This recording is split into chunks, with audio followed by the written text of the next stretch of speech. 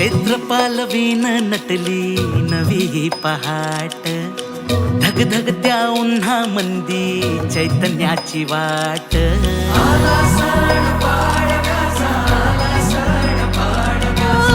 फुलांची ती माळ सजली रांगोळीचा थाट, वसंताचा वारा भिनला आनंदाची लाट. हे मनात भरा सारा गोडवा नात्याचा, बाण मराठी हा उजळ माथ्याचा.